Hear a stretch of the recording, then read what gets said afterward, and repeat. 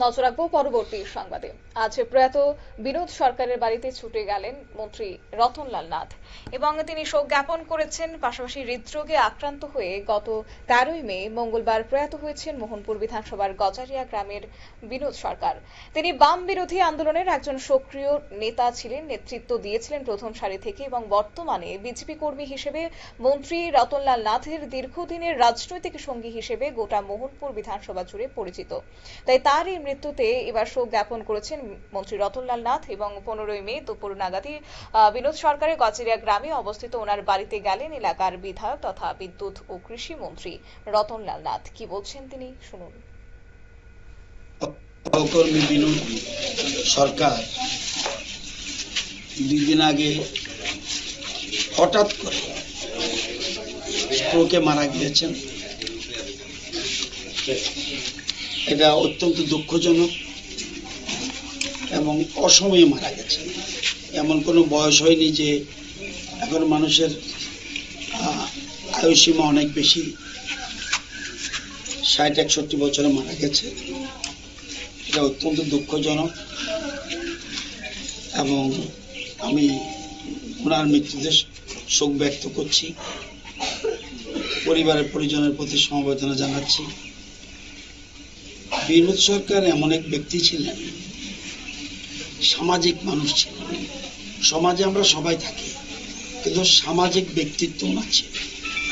আর সময়ের প্রতি একদম সঠিক সময়ে, সে মিটিং হোক, কোনো সামাজিক কর্ম হোক, সঠিক সময়ে উনি মিটিংয়ে যেতেন এবং যে দায়িত্ব ওনাকে দেওয়া হয়, সে শ্রাদ্ধ বাড়ির দায়িত্ব হোক, বিয়ে বাড়ির দায়িত্ব হোক বা সমাজের যে কোনো কাজের দায়িত্ব হলো, দায়িত্বটা উনি সঠিকভাবে পালন করতেন।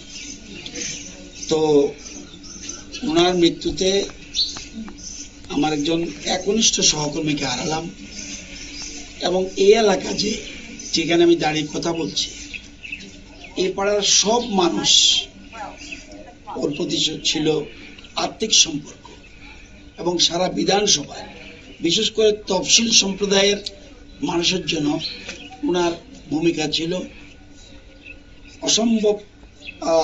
উনি অ্যাক্টিভ ছিলেন ওনার বিশেষ করে তফসিল জাতি সমাজের জন্য। আমাদের প্রাক্তন মন্ত্রী প্রকাশ দাসের সাথে ওনার খুব ভালো সম্পর্ক ছিল। আমাদের প্রয়াত বলাই গোস্বামী, ওনার সাথে ভালো সম্পর্ক ছিল।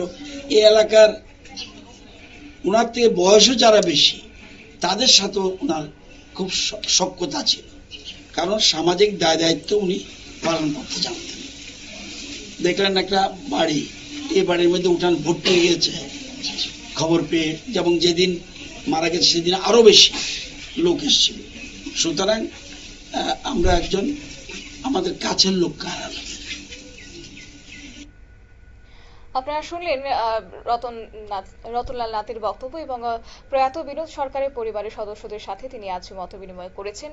এরকম একজন রাজনৈতিক ব্যক্তিত্বের আচমকা অকাল প্রয়াণে মৃত্যুতে শোক প্রকাশ করেছেন মন্ত্রী রতনলাল নাথ এবং পাশাপাশি শোক সন্তপ্ত পরিবার পরিজনদের প্রতি সমবেদনা জ্ঞাপন করেছেন মন্ত্রী। নিয়ে নিচ্ছি ছোট্ট একটি বিজ্ঞাপন বিরতির, সঙ্গে থাকুন।